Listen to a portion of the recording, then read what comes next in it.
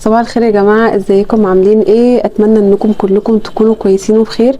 يا لهوي يا جماعه، انا طويل قوي على الشباك، بجد الشباك مش جايبني. المهم يا جماعه، جو مش مشجع نهائي ان احنا نعمل فيديو، جو متلج قوي. المهم النهارده هنتكلم في موضوع مهم جدا جدا جدا، وهو الاحساس بالتوتر والاحساس بالتقصير.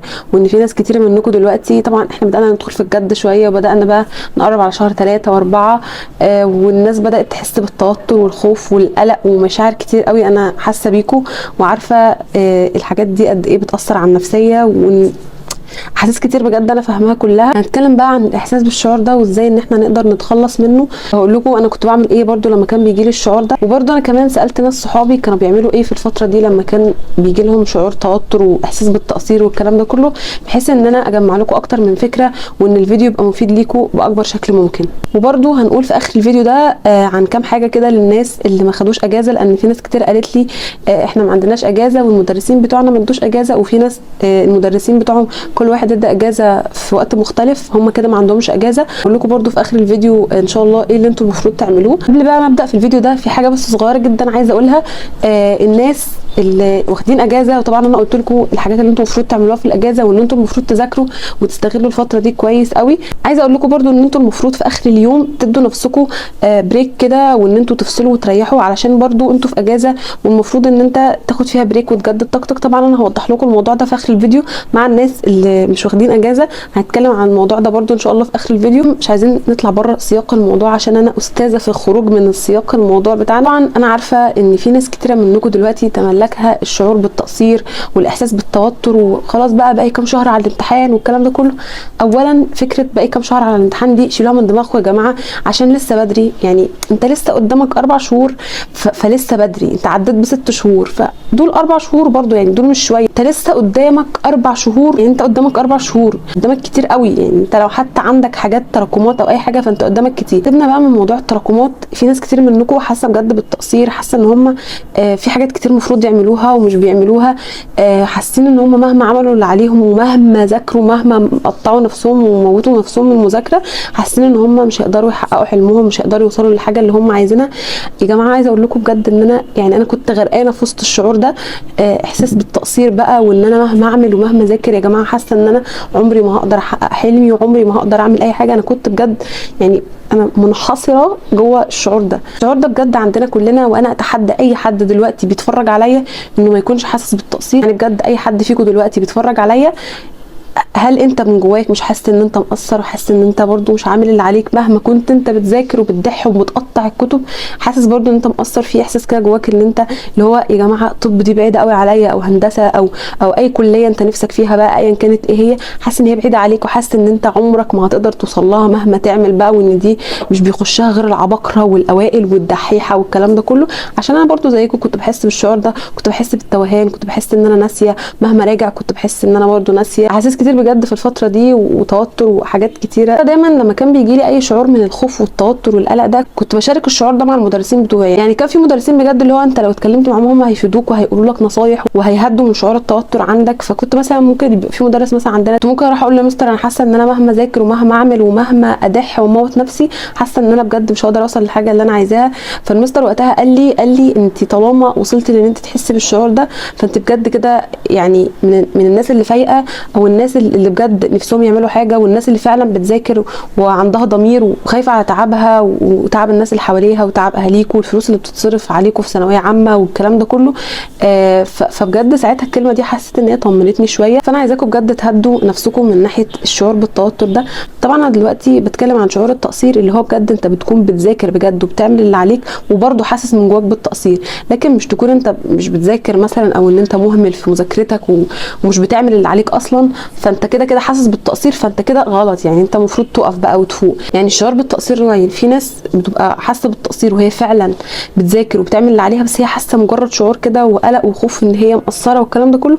فدول يهدوا ويهدوا نفسهم ويبقوا عارفين ان هم كده ماشيين في الطريق الصح، وان هم فايقين ومركزين والكلام ده كله، ومش يتوتروا، ما ياخدوش الموضوع على اعصابهم. في بقى النوع التاني اللي هم الناس اللي هم بجد يعني ما بيعملوش اللي عليهم، ما بيذاكروش، بس هو برده فايق. يعني هو برده طالما وصل له الاحساس بالتقصير وحس ان هو مقصر وما بيعملش اللي عليه، فهو برده كده فايق وهو برده كده ماشي في الطريق الصح. الناس بقى اللي هم كده يفوقوا ويبداوا يذاكروا. طبعا انت قدامك 4 شهور، يعني انت لو بتبص للموضوع من منظورك فانت هتشوف ان ال4 شهور دول قليلين قوي وانا مش هلحق وفي تراكمات وفي حاجات كتير.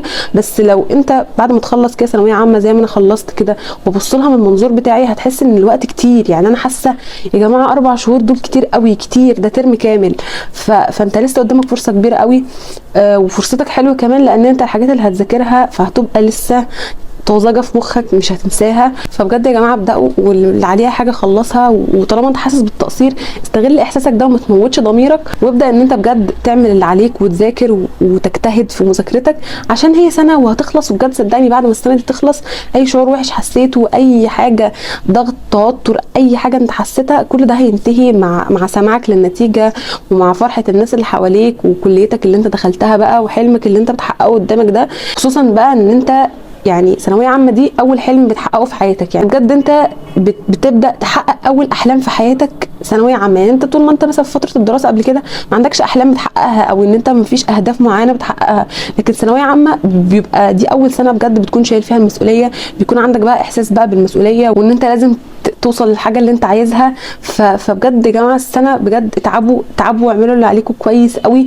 عشان تبقى جاي في اخر السنه وتبقى فخور بنفسك. حتى بقى ايا كانت النتيجه بتاعتك انت هتبقى فخور بنفسك وبالحاجه اللي انت عملتها وحاسس ان انت عملت اللي عليك قدام اهلك، واهلك هيبقوا شايفين ان انت بجد عملت اللي عليك. كده احنا اتكلمنا عن الشعور بالتقصير وفكره بقى ان انت حاسس ان انت ما بتعملش اللي عليك والكلام ده كله.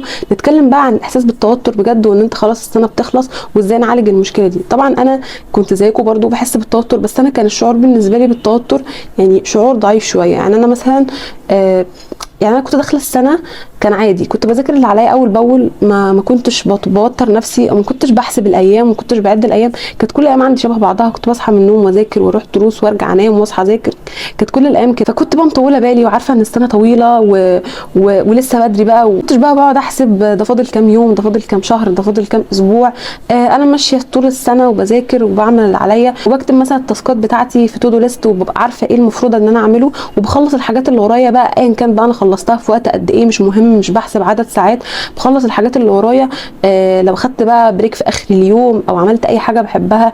بس انا بصراحه ما كنتش بعمل كده، انا كنت بفضل اتمرقع طول اليوم، كنت بذاكر طول اليوم. انا قلت لكم قبل كده كذا مره نظام مذاكرتي، بس يعني انا كنت بتمرقع. يعني انا مثلا كنت ممكن اضغط نفسي واذاكر كويس واخلص اللي ورايا بسرعه ورا بعضه واجي مثلا اخر اليوم اخد بريك. كان في ناس بتعمل كده، لكن انا بقى كنت بقعد اتمرقع طول اليوم وافضل بقى ايه العب في النص، يعني بعمل حاجات كتير في نص المذاكره.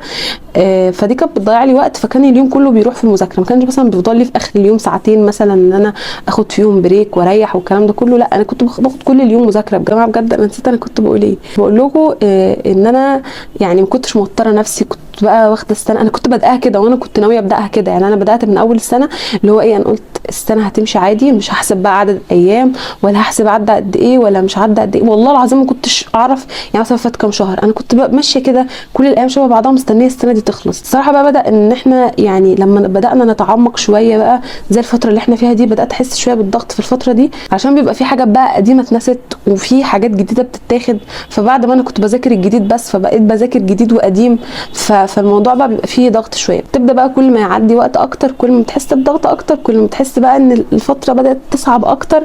بس طالما انت مهدي نفسك وطالما انت يعني مطول بالك كده ومروق دماغك كده ومش شايل هم اي حاجه، بتحس ان الايام بتعدي بسرعه هوا كده وما بتحسش ان السنه طويله. يعني انا ما حسيتش ان السنه طويله غير في ايام الامتحانات بجد. اللي هو جيت قبل امتحان الاحياء اللي هو كان اخر ماده، كنت الكتاب كان شكله بيعصبني، يعني انا كنت مش طايقه امسك الكتاب. كفايه يا جماعه كفايه. بدات بجد في الايام الاخيره احس ان انا خلاص كفايه، لكن قبل كده كنت بحس ان هو عادي. يعني انا كنت مش واخده الموضوع على قلبي كده، كنت مريحه الدنيا وما كنتش مضايقه نفسي ولا كنت بوتر نفسي والكلام ده كله.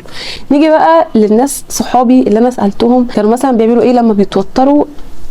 الاجابه الثابته اللي هم كلهم قالوها لي وهي انهم كانوا بياخدوا بريك. يعني كان مثلا ممكن لما يحس ان هو اتوتر خلاص بقى وان هو مش قادر يكمل وتعب وخلاص طاقته انتهت، كان بياخد بريك. يعني مثلا كان ممكن ياخد له يوم بريك ما بيعملش فيه اي حاجه وما بيذاكرش فيه. انا بصراحه ما جربتش ان انا اعمل كده غير في الاجازه اللي هو اليوم اللي انا خدته بريك بس في ناس بقى اللي هو بتتعب في نص السنه خلاص بقى ما بقوش قادرين في فتره مش بتبقى اجازه، فممكن ياخد يوم يريح او ان هو مثلا يكثف المذاكره في اليوم ده ويبقى مدي نفسه مكافاه اخر اليوم، مثلا هو هيخرج او ان هو هيقعد يسمع فيلم، يتكلم بقى مع اهله ويعمل اي حاجه هو عايزها.